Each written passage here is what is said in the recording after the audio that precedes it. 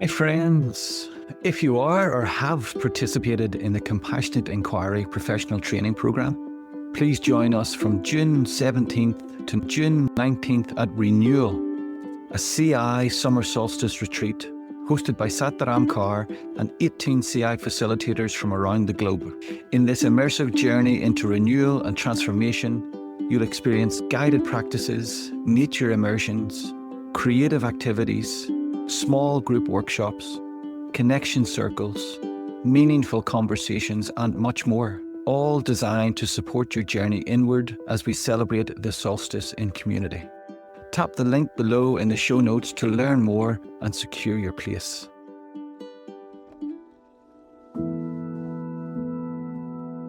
My best friend had said to me, I'm going to this talk in Toronto. It's Gabor Mate. Have you heard of him? I'm like, I think so. I think I have one of his books. So I went. I was just blown away by Gabor. We're in this massive auditorium. There were hundreds of quote unquote healers. So therapists, psychotherapists, doctors, psychologists, all these people.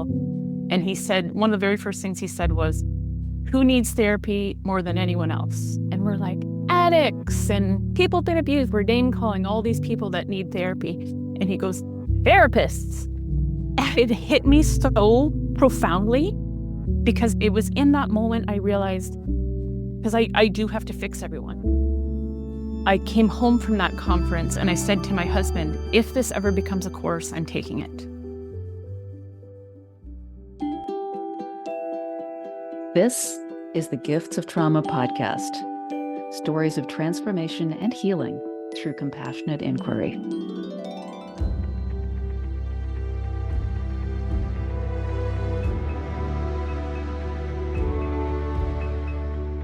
Pam Sommer, welcome to the Gifts of Trauma by Compassionate Inquiry. I am delighted to be speaking with you here today. Thank you so much. I'm going to invite you, as we often do in Compassionate Inquiry, to set an intention for our time here together today. What would you like our listeners to gain through listening to this conversation? Gosh, Rosemary, I think what comes up for me is just sharing my journey through CI, through what's brought me here. What's coming into my mind is that it's attainable.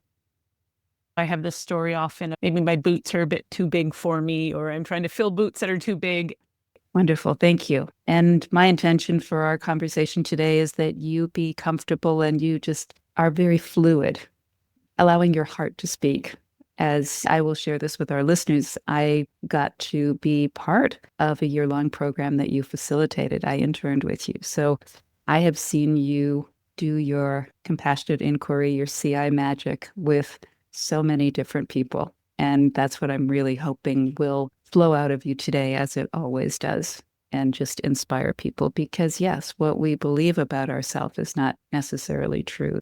There's so much more possible once we get past that. I'd like to start, Pam, by introducing you briefly to our listeners, just by sharing a couple of the dominant threads that show up in the tapestry of your life. Now, professionally, you're a compassionate inquiry practitioner and facilitator, which means that you lead the compassionate inquiry training. You're an emotional freedom technique, or EFT practitioner, and you're a registered massage therapist. And you've created an approach to support your clients' wellness that blends the art of EFT and compassionate inquiry with what you can't not have, such a strong awareness of the body and how the body works, which would have come through your many years of working as a registered massage therapist. What would you like to add to that? What would you like listeners to know about you as we begin this conversation? Yeah, that's a great introduction. I've also just taken training recently in becoming a death doula. I'm not practicing as a death doula yet, and maybe someday, just not quite yet. I want to say I'm a student of life, but I feel like that's so overused sometimes, but I think that's really what it is. Some of the things that really impressed me about you is you live on a homestead farm with your partner. You homeschool your two teens. Now they're teens, but I'm sure that started a long time ago. And you take care, as you say on your website, which I think is so cute, of a farm full of freeloading animals. And you love being outdoors, camping, hiking. You enjoy practicing yoga. So you're very much an outdoor person and connected to the earth person. Is that correct? Absolutely. Absolutely it is. I wouldn't say we're active homeschoolers anymore because our one son, our oldest, is in college. He's now away at school, and our daughter has entered her last couple of years of high school into the mainstream. But yes, we homeschooled all through public school and into their high school. I've always loved animals. My husband's always loved animals, and we've always had dogs and always wanted more animals, but just not the time and not the space. And then COVID happened. And all of a sudden, we have this time because I'm out of work as a massage therapist. These animals just started coming to us. We have these 5 goats, we have a cat, we have 3 dogs, we've got ducks and chickens, we had pigs, and not many of them offering us much than themselves as like these funny, quirky little beings. Hence the freeloading. And freeloading, they're 100% freeloaders. So you're not getting eggs, you're not getting bacon, you're just loving them. Yeah, we get some eggs and that sort of thing. But yeah, the majority of them are just hanging tight and enjoying life. And before we move on, I'm just thinking you must have been so busy when your children were younger, homeschooling them, working as a massage therapist, taking care of whatever animals you had at that point, homesteading. Talk to me a little bit about that. You're off grid, is that right? Tell us about that. That sounds so interesting. So my husband and I purchased the property that we're on right now back in, I think it was on 2001. I wasn't even 20 years old. It was just entering post-secondary. We had found this piece of property that had nothing on it, not even a laneway. And it's funny, like I've noticed in my life, it's not a cognitive knowing that something good is going to happen, but it's in a hindsight. I know I can trust that these good things come to me. We bought this property, much to the dismay of my parents. I used my student loan as my part of the down payment and sold my car. He had some investments. We had to scrape together enough for a down payment on a $30,000 property, which now is unheard of for sure. It was busy. We didn't know what we were doing, but we both just trusted that everything would fall into place. We decided to homeschool our children, which again, we had no idea what we were doing, but it seemed to work out. We both run our own businesses, which we didn't know what we were doing, and it's working out. Jumped into the deep end because I'm thinking off grid, you've got to figure out wells, you need water, you need power, sewage, waste, so many things to figure out. Wow. Nearly everything's self-contained on our property. We have wind and solar. We have a battery bank that the wind and solar powers the battery bank, and then we pull off of the batteries. We heat with wood. We do have propane for our hot water and our stove. But other than that, we're pretty self-contained. And back to the COVID topic, when it hit, we already homeschooled our children. We weren't really dependent on a whole lot of external resources. It seemed to be pretty easeful. And I know that's not the case for the majority of people around the world. And do you grow any of your food? Yep, we have a pretty sizable garden. And my husband's parents just live up the road and they have a gigantic garden. Gosh, so I'm just imagining layers like canning and pickling and preserving. I go in bits and spurts. Sometimes I'm really keen and canning, and then sometimes I'm not. I'm on a bit of a sourdough bread kick, as most perimenopausal women are right now. So has that been a bit of a theme for you? Just jump in the deep end and figure out how to swim? Yeah, it's actually a really great analogy for how it's been for me. Yeah. Yeah, and it seems like your husband's the same type of person because exactly the same. Yeah. Wonderful. That's a great lead in. What attracted you to working in the healing world? That's a great question, Rosemary. I'll preface this story with, I met my husband when I was 16, which again, my whole family loves him and my parents loved him, but he was 20 when I was 16. So there was a bit of an age gap there. And young love, I wanted to stay near him. I don't have this beautiful story of this is what I've always dreamed of. But again, trusting that things fall into place for me. I wanted to find something that I could do that didn't take a lot of time, didn't take me far away from home, and I could make enough money. So I was pulled towards massage therapy, which was a condensed 2-year program. That's what started my journey into the healing arts lifestyle. Yeah, thank you. And are you near enough people that were able to support Oh, yeah.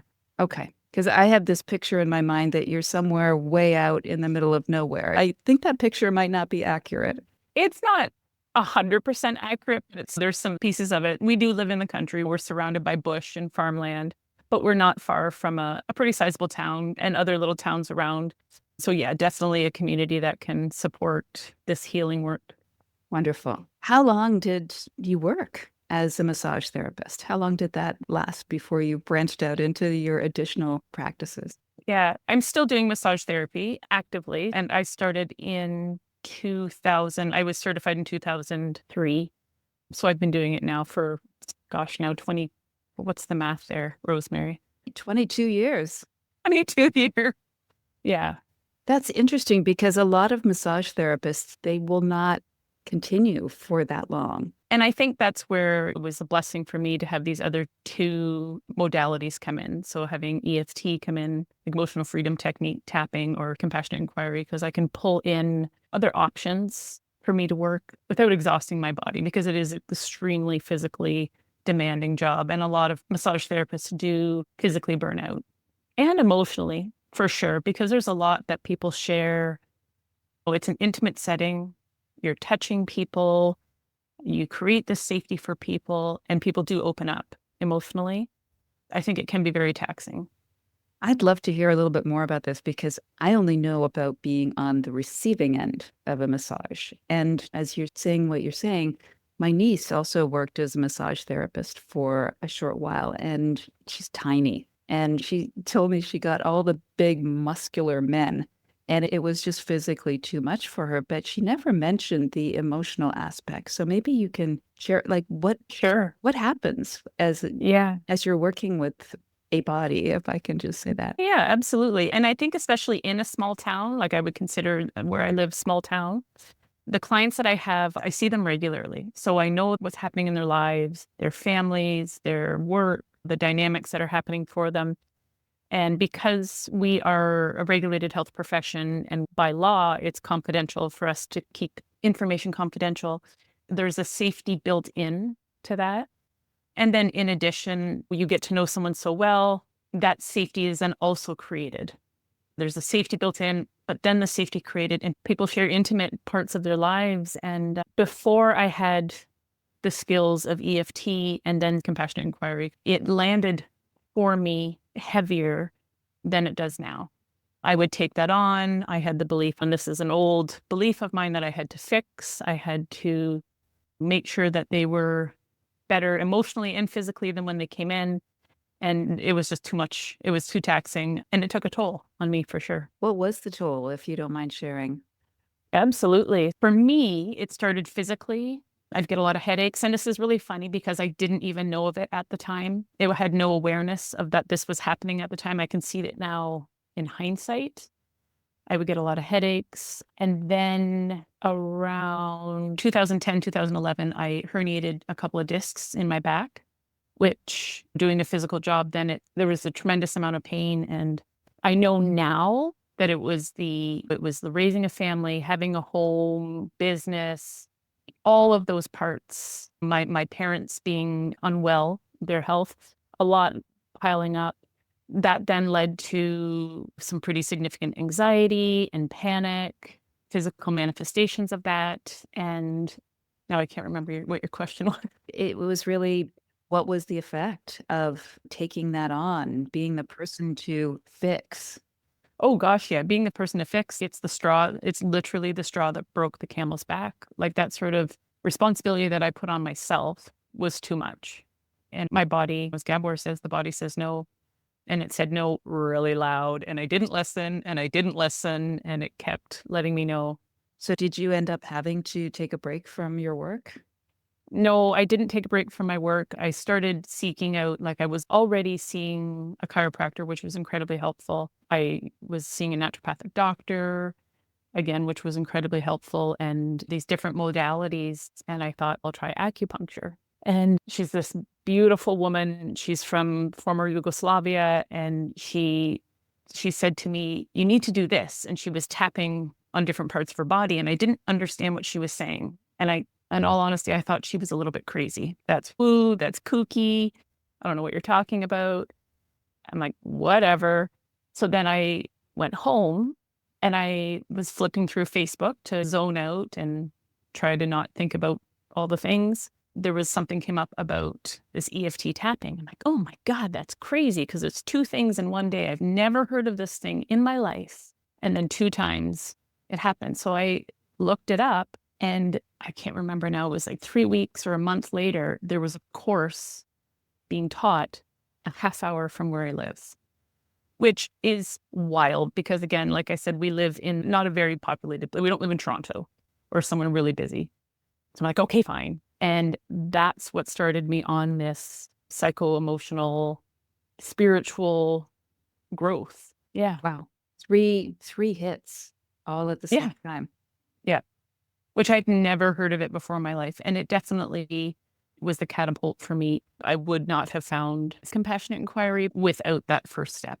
I wouldn't have been ready for that step had I not taken the first one of tapping. Yeah. Can you continue just to take us down this road? You went and you took the training, and please continue sharing your story. This is fascinating. Yeah, so it was, I took the training and I started dabbling a little bit. We had to do some, like in compassionate inquiry, we have to do some diads and triads or practicums. And so we had to do that with EFT. Then I started branching out a little bit into having a few clients. And it's funny because I had previously been given, my sister gave me the book When the Body Says No years prior, but I wasn't ready. I was, again, just couldn't hold the concept of it. My mother-in-law gave me the book, Hold On to Your Kids. Again, couldn't hold the concept of it. It was just too much for me at the time. And then my best friend had said to me, I'm going to this conference in Toronto, or this talk in Toronto. It's Gabor Mate. Have you heard of him? I'm like, I think so. I think I have one of his books. So I went with her to this conference.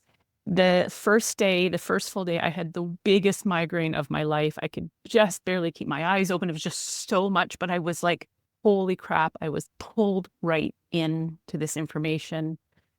I was just blown away by Gabor. And he said to us, we're in this like massive auditorium. There were hundreds of quote unquote healers. So like therapists, psychotherapists, doctors, psychologists, all these people. And he said, one of the very first things he said was, who needs therapy more than anyone else? And we're like, addicts and people been abused. We're name calling all these people that need therapy. And he goes, therapists. And it hit me so profoundly because it was in that moment I realized, because I do have to fix everyone. I have to be the one to fix everybody. And that comes from my childhood. I've done a lot of work on that personally. I came home from that conference and I said to my husband, if this ever becomes a course, I'm taking it. And it wasn't a course at that time. It was labeled compassionate inquiry. I think it was in the works. I think Sat Dharam, in her incredible wisdom, probably had it mapped out in her mind. And that was back in 2017, I believe. And then 2019, I was in the first cohort of CI. Wow. They say when the student is ready, the teacher will appear. And I'm going to add a caveat to that. When the student is ready, the teacher will appear, and the bookshelf is already loaded. Yeah, 100%. I have that book. Yeah. Yeah. Wow. What an amazing journey. Yes. So you took the CI training in 2019, and you're a facilitator now. You are one of the people delivering the training. So I'd love to loop back to your work as a healer.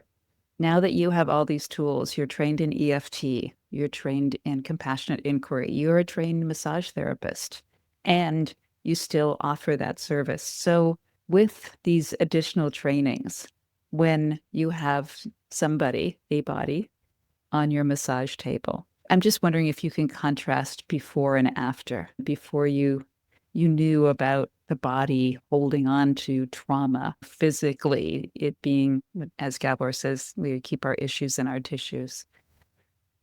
Yeah, how is it different?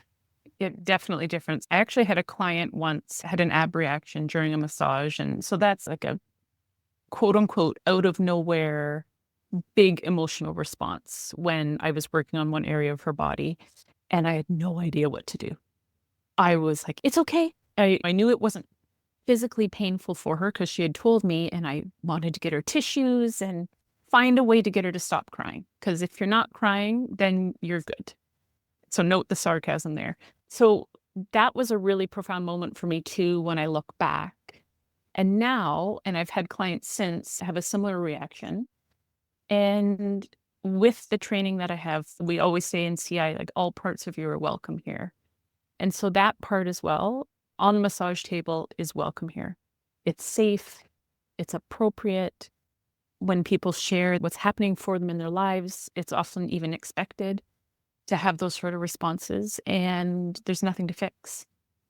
That emotion is the fix. That emotion is coming through them, is their body's innate wisdom. They have that capacity to heal if they can step out of the way and trust that's happening for a reason. Yeah. Yeah. Gosh. So you're more comfortable when people have these emotional responses. Which then makes them more comfortable to have those emotional experiences. Yeah. I'm just wondering, I'm curious. There must be just so much more of a release for the people you work on now with all of the learning you've undertaken between 2012, now the mass. So in the last 13 years. Yeah, absolutely. And if I'm not comfortable with them having an emotional response on the massage table, or if they're sitting across from me for a CI or EFT session, they're going to pick up on it. They're going to know that I'm not comfortable, and then they're going to hold back. There's going to be restriction there, and then that could potentially just keep perpetuating that same traumatic constriction that it's not safe for me to be who I am. I'm having this emotion right now, but I can't express it because it's not safe. It's not being heard. It's not being seen. And it might actually not be safe for me to have it. Is there a lot more conversation now in the massage sessions where you bring CI in? Yes, for sure.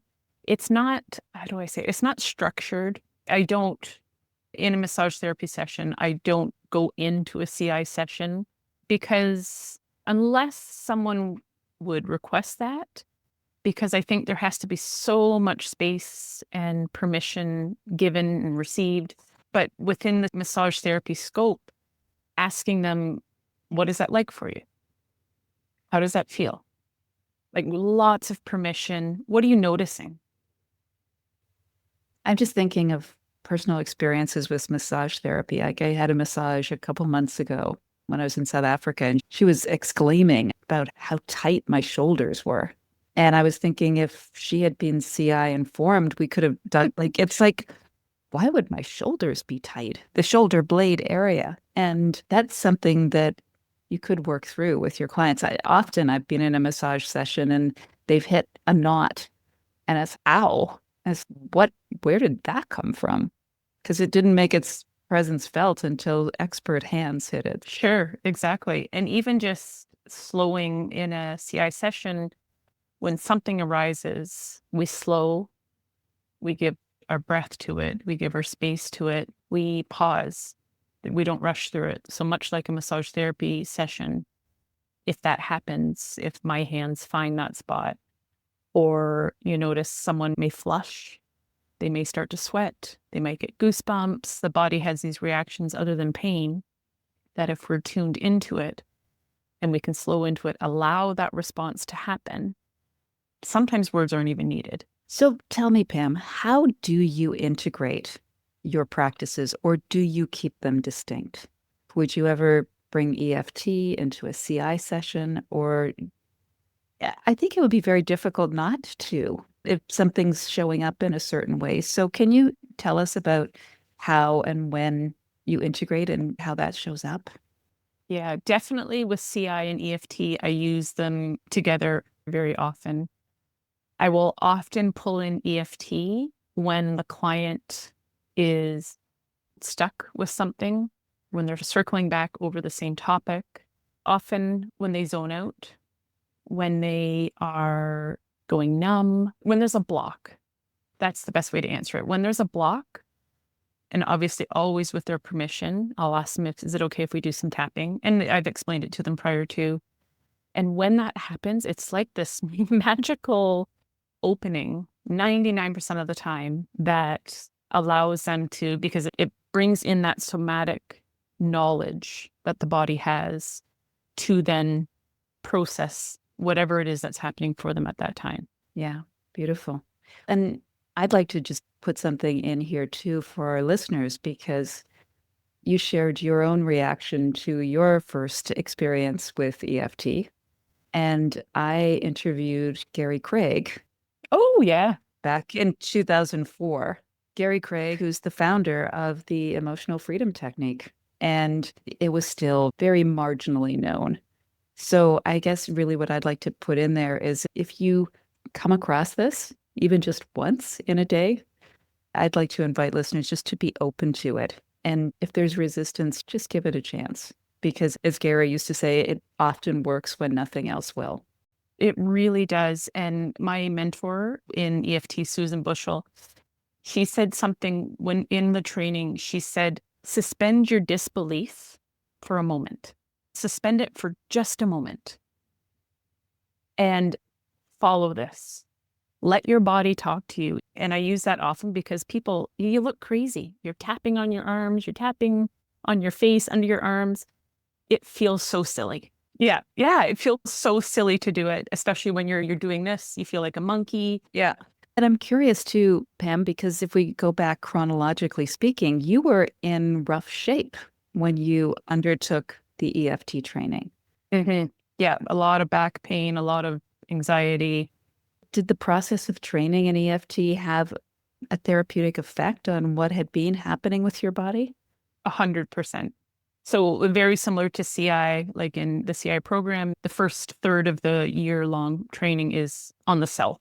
And that's very similar to the EFT training is the importance of, they call it a personal peace procedure, having that practice of making sure that you're a clear slate, or in CI, we say like a clear mirror, because you can't help someone if you can't be a safety container if you yourself are feeling unsafe or you're jammed up. And not that you're ever clear and have it all sorted out, which is now I will now realize doing as best as you can to keep that clear. Yeah. And I'm wondering if you can just guide us through the arc of your personal physical healings. You had the issues with your back, you had all this stuff going on.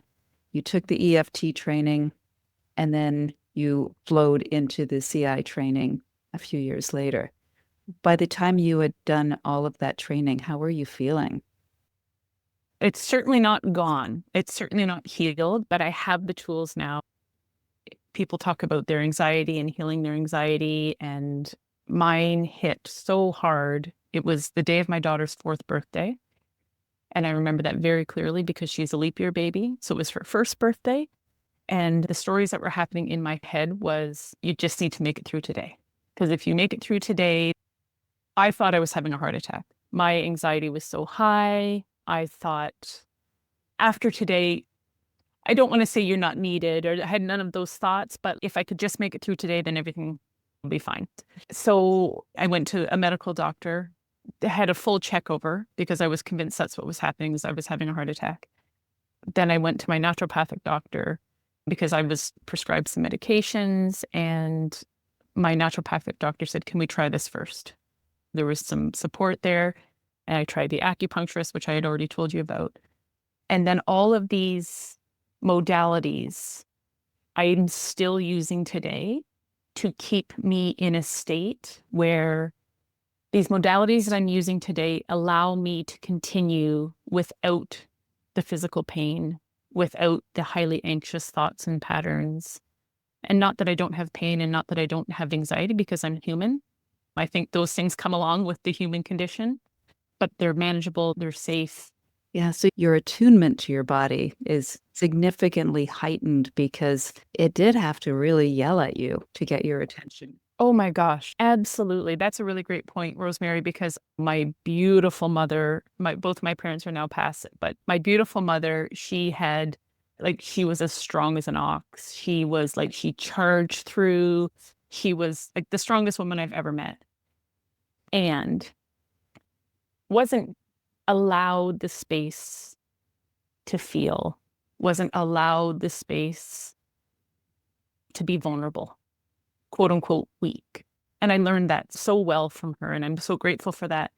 And it came with the impact of anxiety, depression, physical pain, these patterns of trying to keep myself safe. I can even hear it in my voice as I talk about it, a little wavering in my voice. These traits that I learned to muscle through and push through, they work to a really certain point to the point of breakdown. Yeah. Yeah. So is it fair to say that's sort of inherited? That's generational trauma? Oh, Yeah, it would have come to your mom through her possibly maternal line. absolutely. Absolutely. Yeah. It's actually, I was about 6 weeks into my CI training when my dad passed. And we were in my parents' bedroom with my dad, my mom, myself, and his nurse. And the nurse basically told my dad that things were wrapping up, like things were coming to an end. And I started to cry. And I left the room, and my mom came out, and we were both, I was crying. She came out wiping her tears, saying, okay, settle down. That's not going to help anyone. And I had this moment of, holy shit, this is where it comes from. Like, she had to do this. So with zero disrespect, with just honor to my mom, because she had to do it. And she did it so beautifully. But I had this awareness because of the 6 weeks of compassionate inquiry training that I had. I'm like, oh my goodness, this is where it comes from. So I had the grace and the honor of having that knowledge when that happened, so that I could then circle back to that, which I did many times to work through that moment. But it was this awareness of, I don't have to do it like this anymore. Yeah. Yeah, I have a feeling, I have a sense that lesson you were able to bring back when your mom herself passed Oh, God, yeah, absolutely. and help her find some peace and some relief from the pressure that was coming down through generations and generations. It's wipe those tears away. That's not going to help anybody. It can help the person who's shedding the tears. It's Absolutely. so healing to just allow, otherwise that grief, that sadness gets bottled up inside. Yeah. One of my greatest gifts that I've ever received was to be able to sit with my mom, and my sister was there as well when she passed. It was profound. Yeah. I have to ask, Pam, is this in any way connected with your most recent training as a death doula? It's like the teacher will come. So I made it every year I have a theme of, this is going to be my not my goal, but my intention for the year. And last year, my intention was grief, to lean into that. So I took the death doula training, and I worked a lot on the grief of my dad, the grief of my mom, and just grief in general. And it's amazing because I'm like, God, I'm nailing this thing. I can talk about it. I'm good. I'm solid. And then September came, and my son went to college. And the grief that I've never experienced in my life, it was tremendous. But I was able to experience it, I believe, fully. I allowed myself to have the tears. Again, I can hear it in my voice now as I speak. It was so beautiful. It was so beautiful to be able to weep. I'm so glad you said that. Thank you, Pam, because I had that same experience when my stepson left home. And it was so confusing. It was just such a strange feeling because there was grief for me and this emptiness in the house and happiness for him. It was so confusing. Yeah, I don't know what the right word is, but like the pride that you feel, this, like, how just so proud you are of them, and the depth of pain, which sounds so dramatic because he just went to college. But I was really learning not to judge my own experiences. This is painful. That's okay. Yeah. I think that's going to be a great message for all the current or newly approaching empty nesters. The fall season approaches. and more children fly the nest. It's be prepared. It's a rite of passage. And what words would you share with people who are anticipating that? Like they're in the busyness now, preparing, getting ready. What do you need? What do you need for your residence? What do you need for your accommodation? And then, Gosh, just give yourself so much space. Let it happen. I heard someone refer to it as I'm not an empty nester. And we're not. We still have our daughter here, and we actually have an exchange student living with us right now as well. So it's like I need to fill those little gaps, which I'm not. But someone referred to it as I'm a bird launcher, not an empty nester. And it landed with me so well. Yeah, but to just feel it. And I had such incredible support from my own CI therapist and my own therapist to allow me to sit with it and not judge that part of me that is sad and proud and happy and scared. My God, scared. Yeah. yeah, no, that's beautiful. And just to loop back, I think probably a death doula is something that many of our listeners wouldn't have heard of. Can you tell us a little bit about what role does a death doula serve, and how is it different from working with a therapist around grief? Yeah. So it's funny because I thought that I dreamt up that term. I was like, oh my God, I'm onto something here. And then I was sharing this with my neighbor, and she's like, oh yeah, there's training on that. I'm like, oh, which is great. So a death doula is someone who is there for psycho-emotional support of the individual who's transitioning and the family. It's not medical support. It's very similar to a birth doula, supporting, advocating the person that is either in birth or in death. So on either end of the life spectrum, everyone's heard of a birth doula. And I think there's so many similarities because there's some people would say a thin veil there. There's such a incredible amount of emotion happening on either end. And it's creating that safe container, holding them. It sounds like they could be helping with practical decisions. For example, if you've got a loved one on life support and trying to work through the decision, do we continue the life support? Do we not continue? All these very hard decisions. Yeah, and maybe not even necessarily helping with that decision. Obviously, that's a family and an individual's decision, but moving through the emotion while that's happening. What I meant, because it's the emotions that get in our way. Sure. So there's some very practical aspects as well. Yeah. And a death doula could almost cross paths with a birth doula in the case of a miscarriage. Oh my gosh. Yeah. Yeah. Wouldn't that be a beautiful training or a beautiful modality to have? Would be someone who's trained in kind of both ends. And unfortunately, sometimes at the same time it's happening.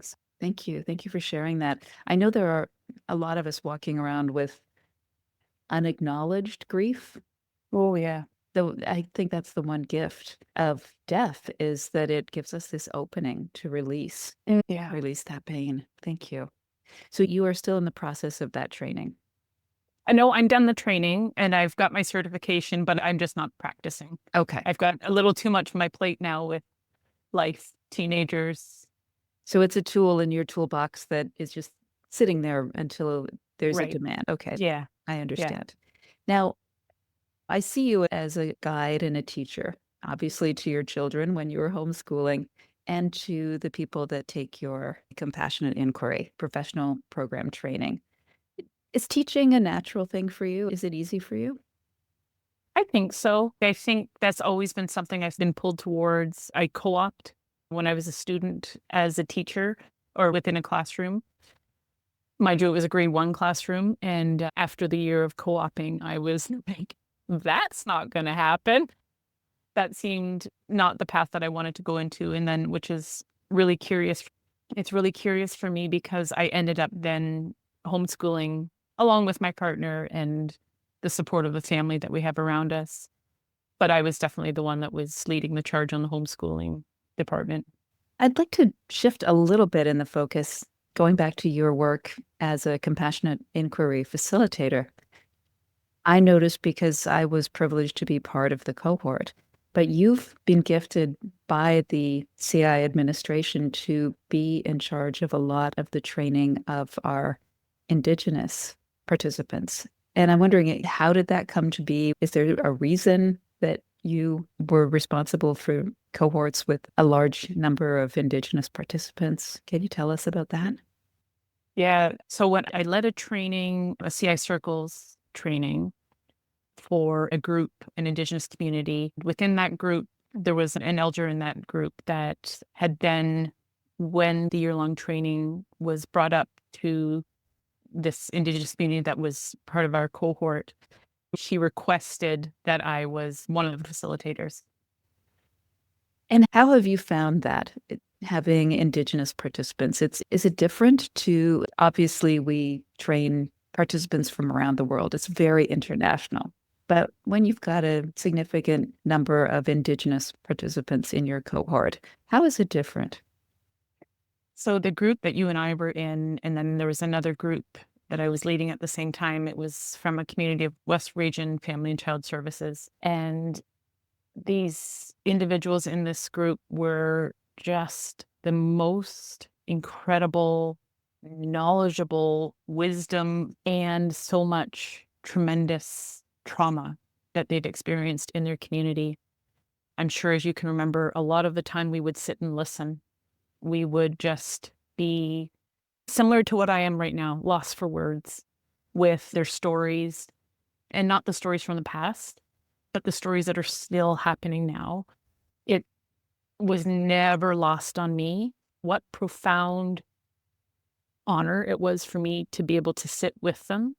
And yes, maybe I was called the facilitator, but I took so much learning from each and every one of them. Such courage and, yeah, like just being that lost for words of, I can't even think of the right words for it.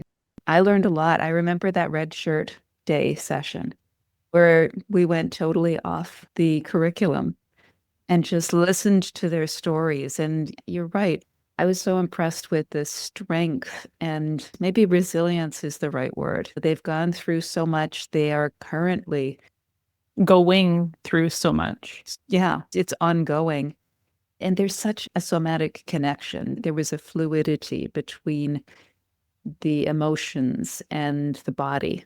It was just so inspiring. And I think it wasn't just you and I think the whole group were just blown away, and what they shared about what they're going through. And they really did demonstrate the ancestral trauma, because they're still crying about things that happened generations ago. Their residential schooling, that came up a lot. Yes. And the impact that had on some of the older ones. And a lot of their parents were in residential schools. Or even them themselves. Definitely a presence that we were privileged to witness. It was 100% a privilege. And I know Gabor has done a lot of work in Indigenous communities. From your perspective as a compassionate inquiry facilitator, do you know if there are plans to get Indigenous people more involved? Yeah, definitely. If the interest is there, it would be just such a welcome addition to the CI community to have Indigenous leaders, Indigenous involvement, if that's something that's of interest to them. And yeah, we'd love to support that in any way that we can offer. Yeah, I'm really very hopeful about that connection, because a lot of the Indigenous participants did say that they saw this beautiful agreement between the compassionate inquiry approach and their traditional approach. Like, they went together quite seamlessly. There weren't any points of jarring between what they were learning and what they knew from their traditional ways. We had a wisdom keeper in there. We had some elders in there that were very familiar with their traditional healing. And it was beautiful to hear that it was compassionate inquiry. The approach totally supported what they were used to. I think that was the word I was looking for, supported. Yeah. Aligned with. Yeah. It was great.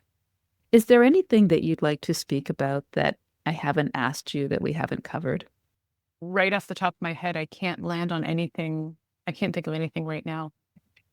I will invite you just to close out our time together with a few words that maybe you can leave with our audience a few words of hope, a few words of inspiration, a few words of wisdom, something that people that are perhaps in that space you were in 2011, 2012, where the world is just a bit too much. And right now, look at our world. Look at the chaos. So people who are getting very dysregulated with all that's going on in the world, what would you like to say to them? Gosh, that's a really good question. And I'm going to bring my mom in here again. So when I was about 4 months postpartum with our son, he's our oldest, I was reading all the book. There weren't podcasts and there weren't apps then, but I was getting as much information as I could so that I could, quote unquote, do it right and be the best and not make a mistake and all these things. And I was referencing them and I was learning as much as I could. And I was in a conversation with my mom, and I can't even remember now what it was I was worried about. It could have been his eating or drinking or pooping. I have no idea. But I was telling her the book said, and I can't even remember now what it was. And my mom said, throw the goddamn book away. She said, you know what you're doing. And it was so simple. And I reference it. I come back to it over and over. And it's so important to continue to learn and be educated. And always remember your body knows. You have the answers within you. And this is so much what we pull on with CI. We trust the client. We know that they have the answers, but we open up the space to allow them to find those answers.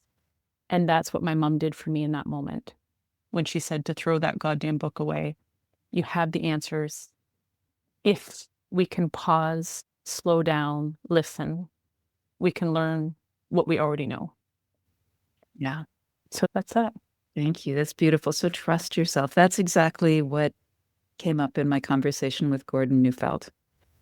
Amazing.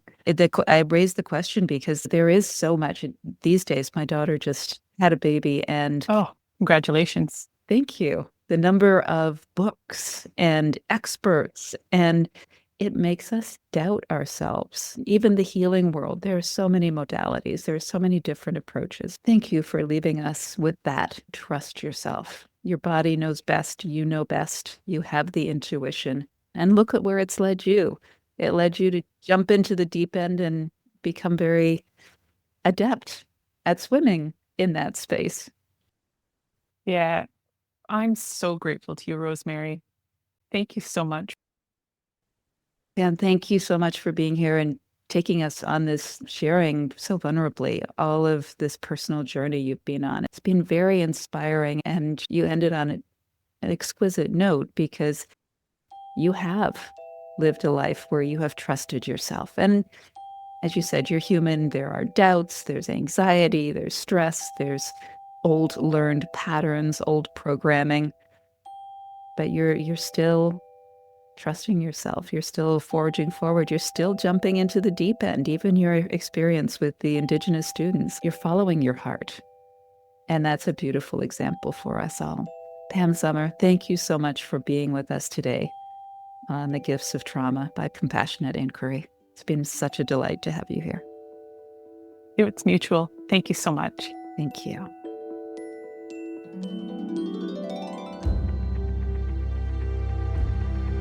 The Gifts of Trauma is a weekly podcast that features personal stories of trauma healing, transformation, and the gifts revealed on the path to authenticity. Listen on Apple, Spotify, all podcast platforms. Rate, review, and share it with your clients, colleagues, and family. Subscribe and you won't miss an episode. Please note, this podcast is for informational purposes only. It is not a substitute for personal therapy or a DIY formula for self-therapy.